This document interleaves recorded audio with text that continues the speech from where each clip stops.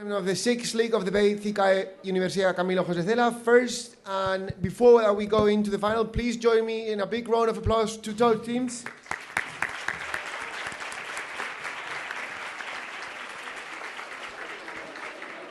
Let me allow to present the judges who will accompany us in this debate. Starting from the right, I believe. 1 second, please. Miranda Bene is actually finishing her studies of law and business in Universidad Autónoma de Madrid. He has a long trajectory in the debating world, and she has been participated either as a judge or as a debater in the CICAE League since 2016. In second place, we have, one moment please, Alba on my left. She's a fourth-year law student at the Complutense University of Madrid, participant since 2016 in debate tournaments and 2 times winner of the TDAG. Judge in debates and tournaments for 4 years in Galician, English and Spanish, and trainer talk. Then we have Beatriz Jimenez, who is medicine student in Madrid Autónoma University. She started debating in academic forum in high school. She has also judged scholar debate competitions, and these last 3 years she has focused on BP format debating as well as judging with her university club. Alessandra de Mónaco, she's a student of the last year of political science in Universidad Carlos III de Madrid. She has a lot of experience in debating and tournament, and she was the winner of the CICAE League in 2018. She also gives classes of rhetoric and public speaking. Then we have Manuel Fukuda, here on my right. He has been a debater for many years in Universidad Complutense de Madrid. He has been a representative of Spain in World Championships, and he has a long track record of winning tournaments here in Spain. Lastly, in the middle and as a chair, he doesn't need a presentation, but I will. Javier de la Puerta, he is a double-time world champion in Spanish and English, and he is the director of the league in English, and he will be doing as a chair of the panel. So being that the panel, as you know, the question is whether should NATO immediately incorporate Ukraine as a member. And without further ado, I lay the floor to the judge who will do each captain, please join the floor to take positions.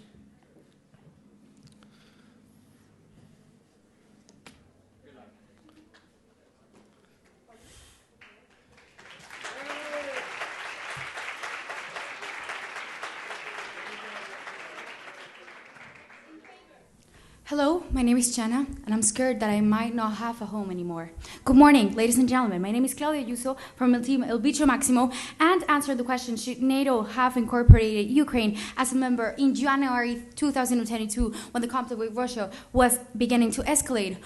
Our team sees the only plausible answer as a firm and resounding yes. Yes, gentlemen, without no doubt, we are facing a global problem and we need to help others that are in need. Our thesis is based on the fact that the right to live is superior to any other, and we must do everything possible to protect it. We will defend our thesis with 2 solid and clear arguments. A first argument about strategic prevention and the second argument about AIDS.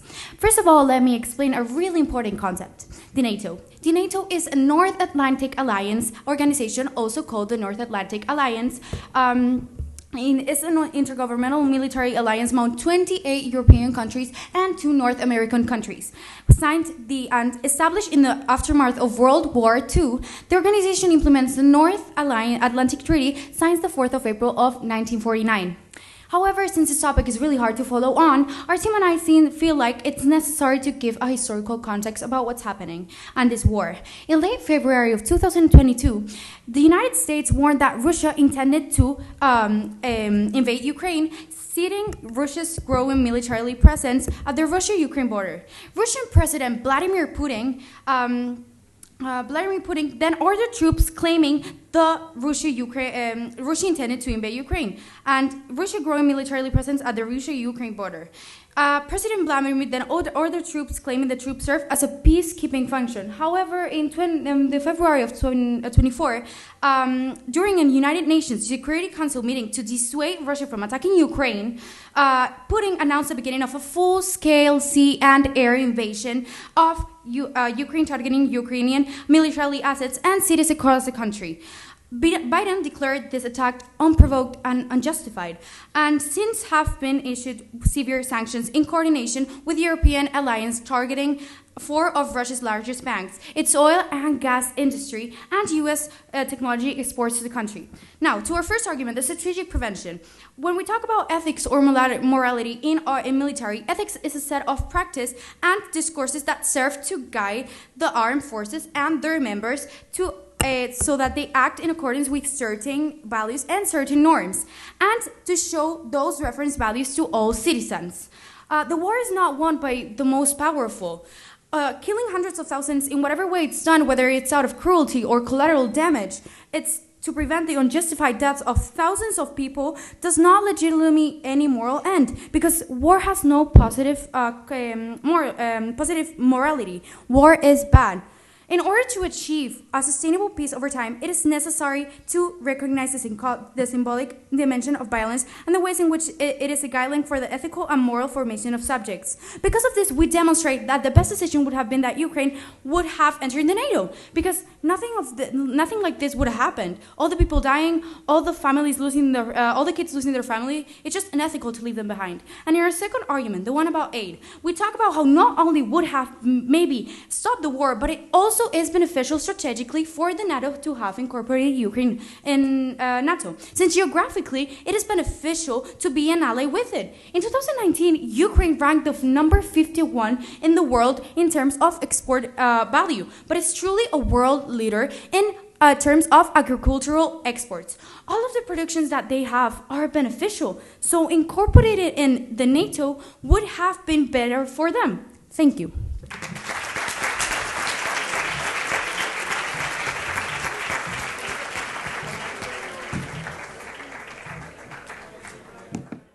And my time starts now.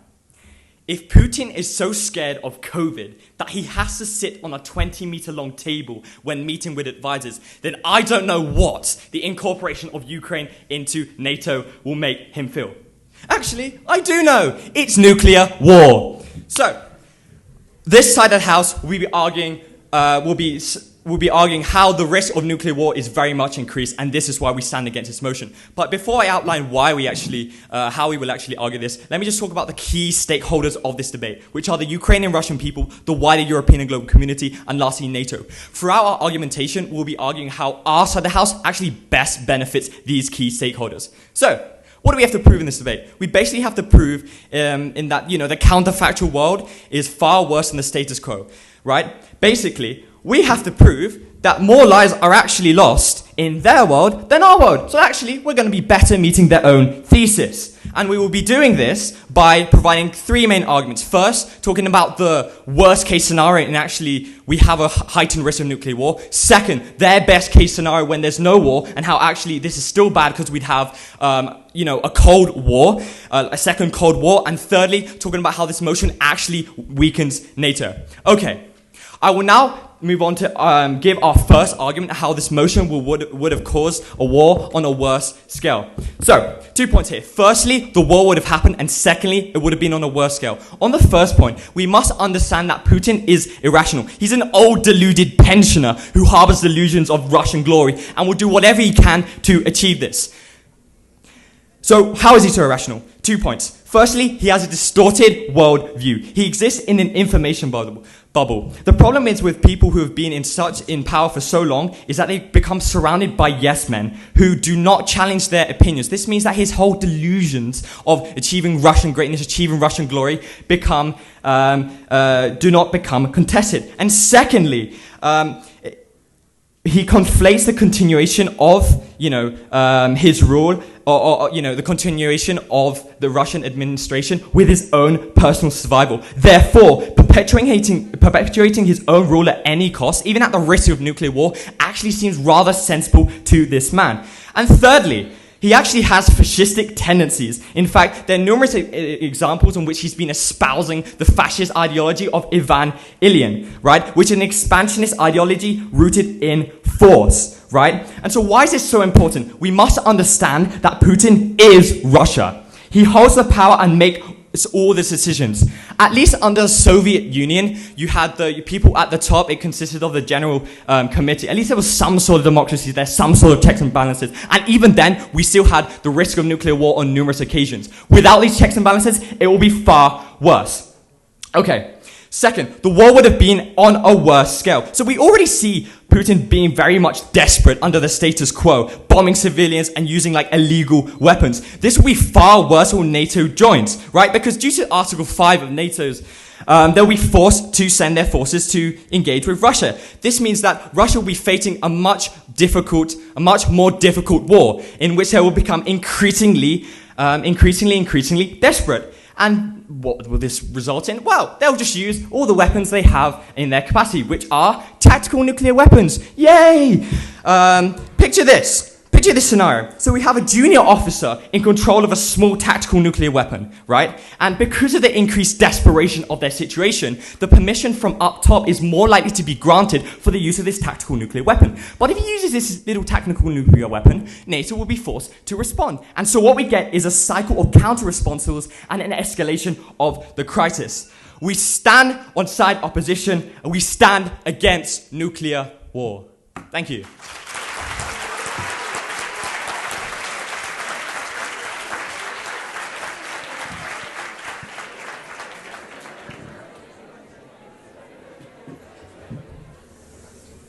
My name is Victor. I'm 37 years old, and I have to watch my 2-year-old daughter leave Ukraine due to the war. Hello, my name is Manuel Fukuda, and I'm the first reviewer for the team that stands completely in favor of the question raised in today's debate. We will defend our position with 2 strong arguments, a strategic prevention one and an aid one. But first, I will start by refuting the only argument that their interlocutor explained. Worst case scenario, a nuclear war. Well, as we all know, nuclear war would mean that it would be a no-win for any of the members of this war, meaning that Russia would be completely destroyed and Europe also. So, as even knowing Putin might be irrational, I think he's smart enough to know that this wouldn't benefit him, meaning that this case is just a mere threat and it would not take place. Now I will go on and explain our own arguments. Our first argument is a strategic prevention one. Ukraine is the 4th largest country in Europe, meaning it has many products which are of very high interest for European countries. For example, steel. Ukraine is the 10th country that is responsible for the 10th of the steel imported by Europe, meaning that if the steel gets into the control of Russia, prices will go even higher than the already record ones, as can be seen in the Fortune magazine. But not only steel, it's food, it's gas. Together with Russia, Ukraine is responsible for the 30% of the production of wheat and corn, mainly exported to Europe, but not only this, to countries from North Africa and East Asia, meaning that this conflict would be worldwide. But how does the NATO getting Ukraine into NATO benefit these countries? Well, because NATO is an organization made by 30 members, but not any 30 members, some of the most powerful members in the world, meaning that Ukraine would count with the backup of all these countries. Also, the aid provided now is mainly coming from NATO, meaning that if they are already supporting the Ukraine cause, it would be better and more organized if the Ukraine was a member of the own organization. Furthermore, if Ukraine had entered the organization, Russia would have been more inclined to settle for less during the initial negotiations, meaning that this conflict could even not have taken place. Not only this, but if Russia is successful at this invasion, it would mean that it will be closer to already members of NATO, such as Lithuania, Latvia, or Estonia, meaning that it would be better if Ukraine was an already member of NATO. So, they will be able to defend the already members of this organization. Because we have to learn what history teaches us. For example, Hitler. He had an expansionist policy, and he started invading Poland, and no one did nothing. And Putin is doing the same, and we must act now. We must act before the conflict gets worse. And we should have acted before the conflict even started, because that's the only way to stop the invasion. Your question, please? Yes. Yes. So, Ukraine was not admitted into NATO previously because of a lack of consensus between NATO members. Are you not aware? I am aware of that, but the fact is that, as I previously stated, if Ukraine was a member of NATO, it would be more beneficial strategically for the already members, meaning that they would have a control they would be able to have control of a country that is near Russia's border, meaning that they could install bases to control their movements. So even knowing the countries that there might be countries who are not willing to or are in the first instance wanting for Ukraine to be a member, they have to see that it's more beneficial for them than actually live in Ukraine. Because if not, it's going to affect the already members of the country. In our second argument, the eighth argument, we define how it's a moral responsibility to defend Ukrainian citizens and Ukrainian population. Why? Because no one else is going to do so. So that's why Ukraine should have joined NATO in January 2022, because we could have prevented all the deaths of civilians, all the buildings and houses, schools destroyed in this conflict. Nevertheless, even though there has been aid provided to Ukraine, as I previously stated, this aid could have been much more organized. And given the fact that this aid is coming from NATO, if it had been already a member, they could have helped them even in a military way to stop Putin and make him think twice before doing what he's doing right now.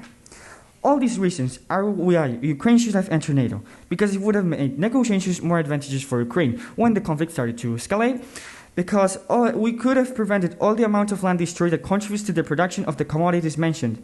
And finally, because it would have been a strategic place for NATO to have as a member in order to protect other members and prevent future invasions. Thank you.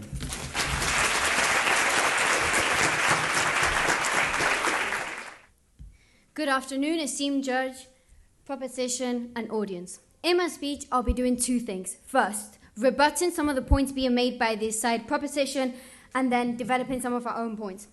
Now, there was a comparison here made with Hitler. This, however, is a false comparison, for the simple reason that Hitler did not have nukes. Why is this relevant? Well, you see, as we've explained and mechanized previously, Russia can and will use nukes if Ukraine had joined NATO. Why? Well, simply because it is part of their culture in war to use strategic nukes for military intervention. Why? Well, as you see, Vladimir Putin, at the time of Kosovo intervention, formulated a concept, escalate to de-escalate, of using both tactical and strategic nuclear threats and strikes to cause an enemy to disengage from a conflict threatening Russia. Now, in February 27th of 2022, nuclear forces were put on standby.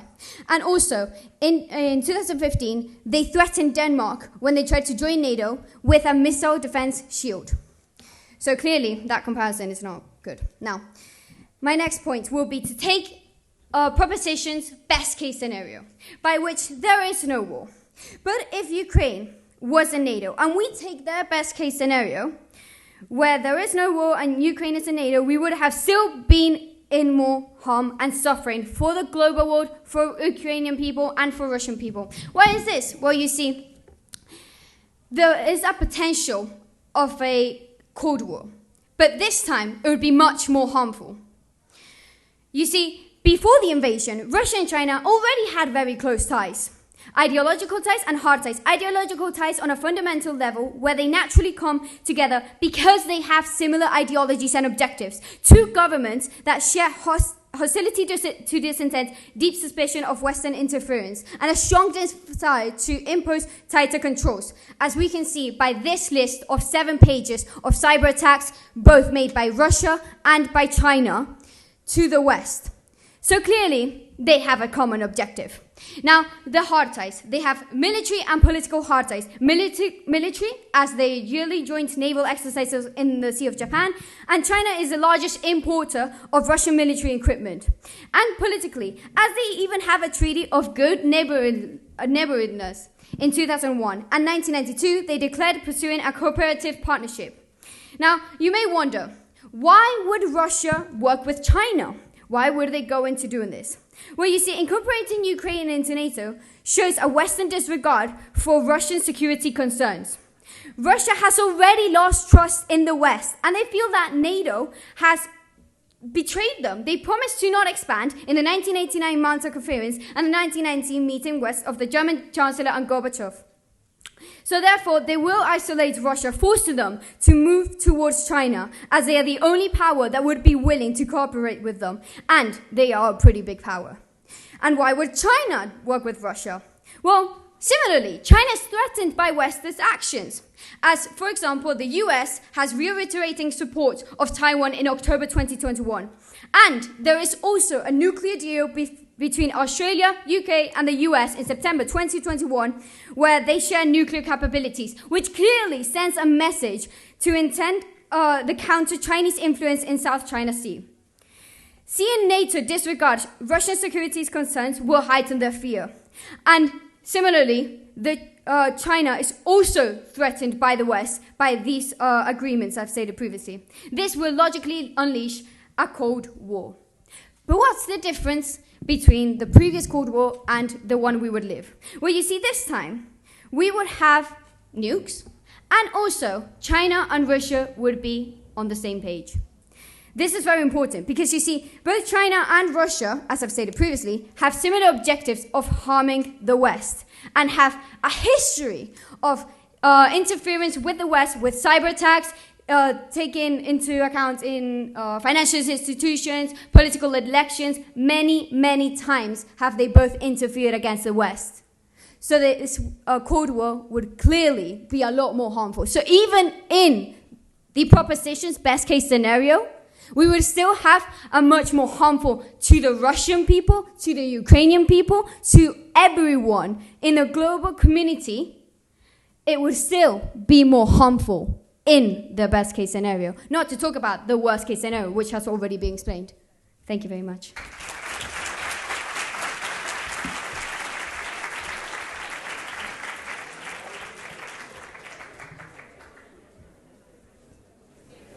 Hello, I'm Micaela. I'm 16 years old, and because my school was bombarded, I cannot attend it anymore. Hi, I'm Sofia Avila, and the second rebuttal of the team that's in favor of the measure at hand. First, I'm going to start by refuting their arguments, and then I'm going to go through the refutations of ours. In the first argument, they talk about a nuclear war, and they talk about Putin being irrational, and that he has a distorted view, and that Putin is Russia. Well, if we're talking about a nuclear war, it happens. It is a possibility from both sides. This means that there's a mutual assured destruction. If we're talking about that Putin is Russia, he's well aware of this fact. He knows that if he were to release those missiles, there will be retaliation and there will be consequences. Therefore, he won't do it. It's just a threat, and we cannot base all of our arguments and all of our resolutions to the measure at hand on what the threats he says that are clearly not rational and not plausible, simply because there will be retaliation that obviously Putin doesn't want. Also, as we explained in our strategic prevention argument, Putin would have been more likely to dialogue if Ukraine had entered in January, because he would have seen that Ukraine was backed up by 30 other countries. He would have been more inclined to dialogue, or at least settle for less than what he's offering right now, which is totally the total annexation of Ukraine, or what he was thinking in January. Then in their second argument, which is a Cold War argument, they talk about Russia and China, and that Russia feels betrayed. Well, I'm going to explain those points separately. In their first point, that Russia and China would help. China would help Russia. China has already disapproved this invasion. So how would they help them if they disapprove this? Just simply because they have simple views, they can disagree in different matters. Not because they have the same ideology means they will be agree in every matter. As China has said he disapproved this invasion. They had disapproved this invasion. Then also they said that Russia feels betrayed, and this is because the Ukraine promised not to go into to NATO, but Russia also has broken several pacts and has violated several rules that are to be taken into account. He promised in 2014 not to invade Crimea, and he did it. So if we my first rebuttal said in that he compared Hitler and Putin, and they said that it wasn't relevant? Well, it is, because the same happened in World War II.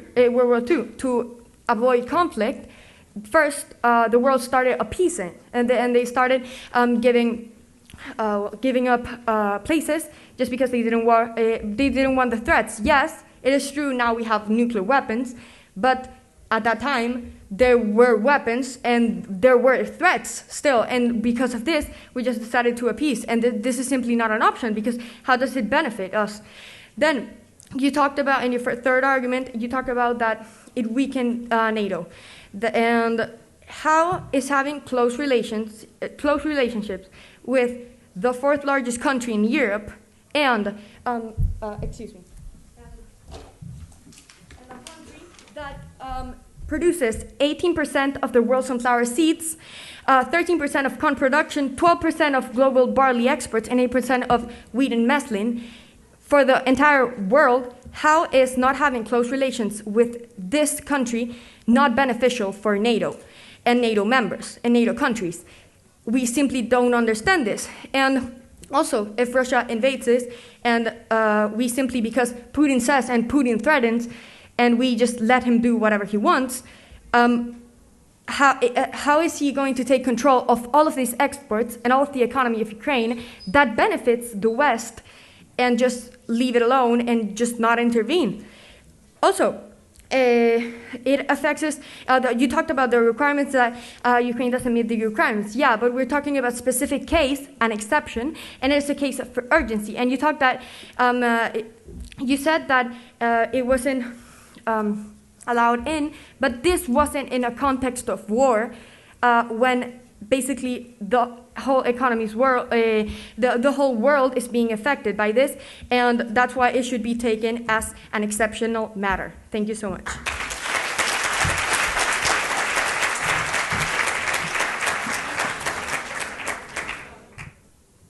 Any war is bad, but by definition, this debate is a debate of bad versus worse.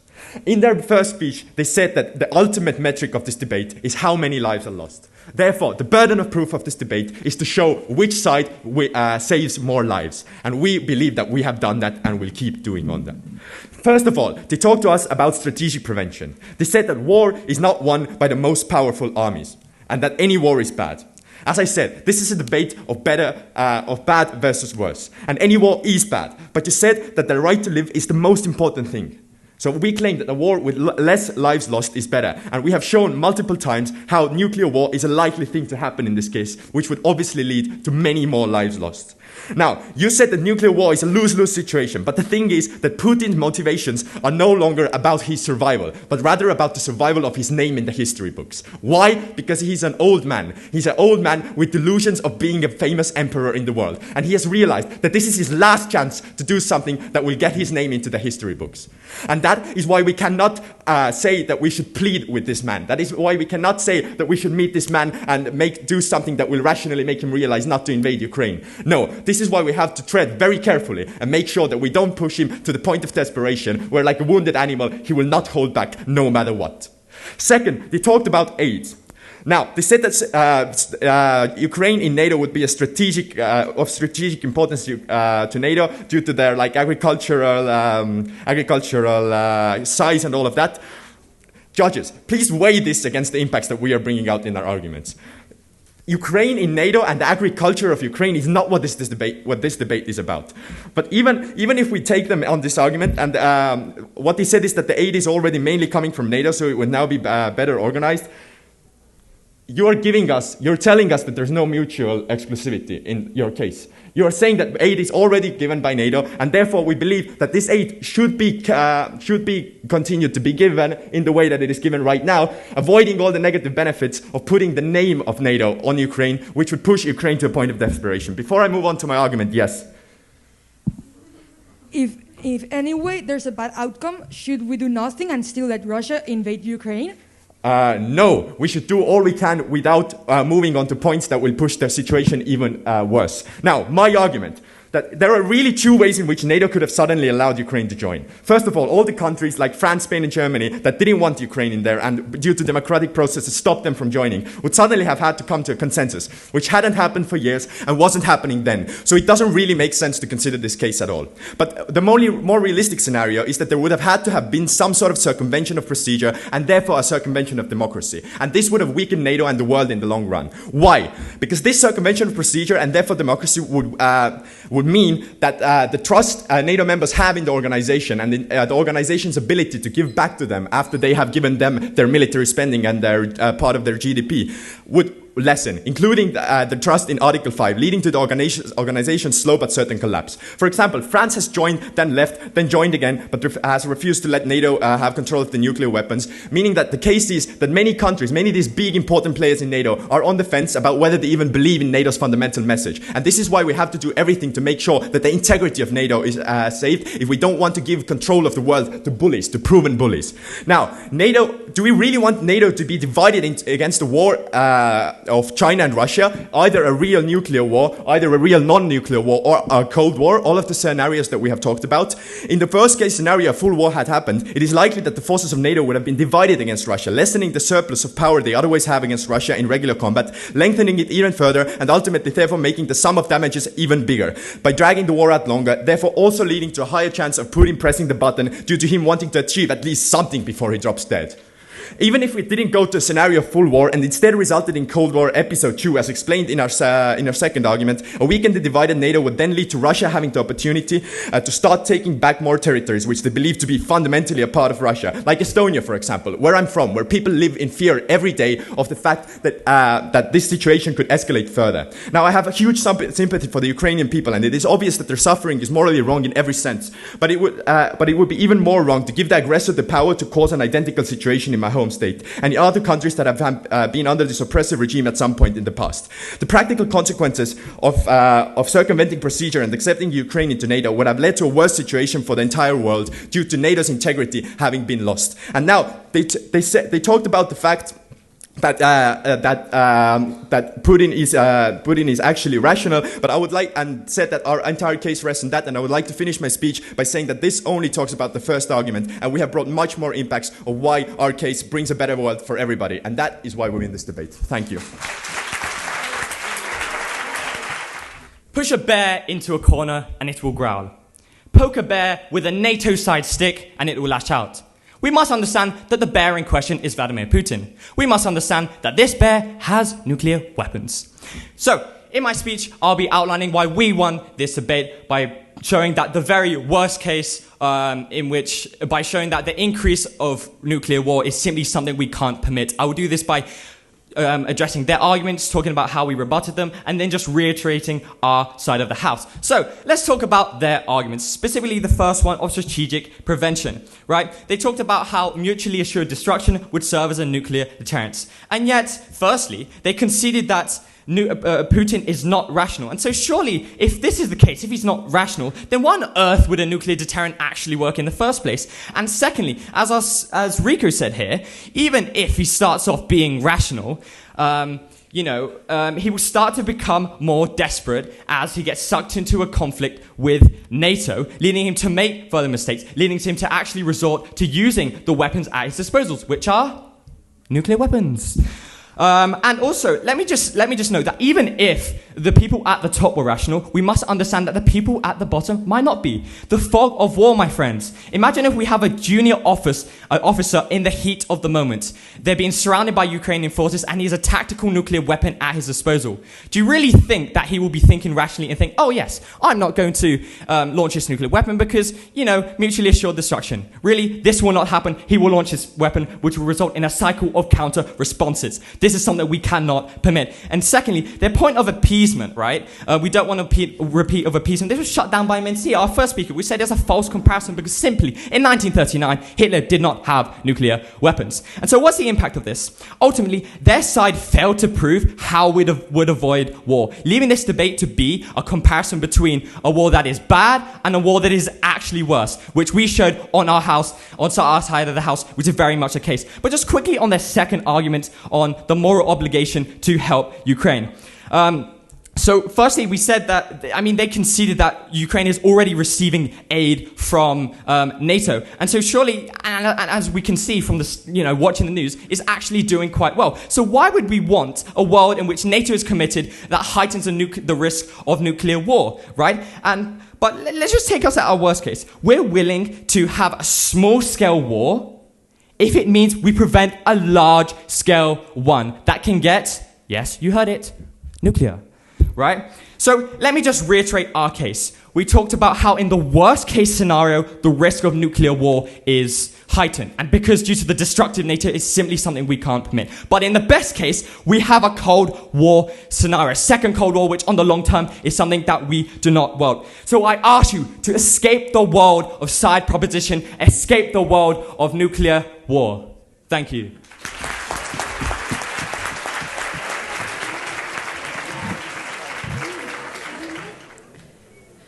Good afternoon, and I'm Ana Romero, and I'll be the conclusion that is totally in favor of the question presented today in this debate. I'll first reassure why our team has totally taken down the opposing team's argumentative line and why ours is strong standing. So the opposing team comes here today to this debate with a argumentative line, which is really all related. The things one with the others, and we could even put it all together in one, but we'll attack one by one. So the first argument states that our worst case scenario would imply a nuclear weapon war where Putin would do whatever he can in order to expand Russia. Well, my second rebuttal has remarked that these are not rational conclusions for Putin. If Ukraine had entered NATO, it would have been defended by global powers such as European countries with the concepts of mutual assured destructions. I'm sorry. And the opposing team also mentioned that Putin in Russia, he'll keep his expansionist policy. Well, if he sees he is only one country against this powerful organization, he will stop the attacks. Their second argument, our base case scenario, states that if Ukraine were in NATO, there'd still be a Cold War. Well, my second rebuttal has answered that China has already disapproved the invasion, so its help is not assured. And Russia also promised to not attack Crimean Peninsula in 2014. And wow, he occupied it, and he does whatever he wants. So now what would have happened in January 2022 is that Ukraine joined NATO in order to not have occupation. This argument is taken down. And the third argument states that this motion weakens NATO. Well, my second rebuttal has actually, and my first rebuttal explained that Ukraine joining NATO would benefit the organization, as Ukraine is the main exporter of resources such as sunflower seeds, corn, and wheat all around the world. Their argumentative line has been taken down. Our argumentative line states that strategic prevention, where we explain how the conflict could have been avoided if Ukraine had entered NATO. Well, the opposition team answered that if Ukraine entered NATO, there would be a nuclear war. Where this is an assumption, and it is a subjective refutation, and Ukraine would be protected by the mutual assured destruction of NATO. Our argumentative line of aid wasn't rebutted, but it states that it is our moral responsibility to protect Ukraine as it is geographically very important for NATO. All the stories that my teammates just said were from children and relatives that are sadly living in the invasion of their country and the war. We told you this because they cannot. Thank you very much.